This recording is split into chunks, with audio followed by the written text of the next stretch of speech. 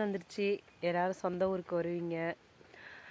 அப்புறம் இங்கே வந்து எனக்கு நல்ல விஷயமும் இருக்குது, கெட்ட விஷயமும் இருக்குது. ரெண்டுமே நான் வந்து சொல்லணும்னு நினைக்கிறேன். ஸோ நம்ம பிள்ளைங்க சேத்துலையும் வெயிலையும் வேலை செய்தே அப்படின்ட்டு அப்புறம் கொஞ்சம் புரிதல் வந்திருக்கு. என்னன்னா வச்சுக்கிங்களேன், இந்த ஜென்ரேஷன், அதாவது இப்போ எங்கள் வயசு ஆளுங்களே யாரும் இந்த வேலை செய்யறதில்ல.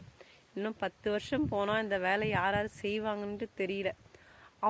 அவங்க விலைய வச்சு விற்கலனாலும் அவங்களுக்கானதை அவங்க விலைய வச்சுப்பாங்க அப்படின்ற ஒரு நம்பிக்கை. அதனால் இப்போ எந்த வேலை செஞ்சாலும் எனக்கு அவ்வளோ இப்போ கஷ்டம் இருக்கிறதில்ல. சரி, அவங்களுக்கு ஒரு அனுபவம் இருக்கட்டும் அப்படின்ட்டு தான்.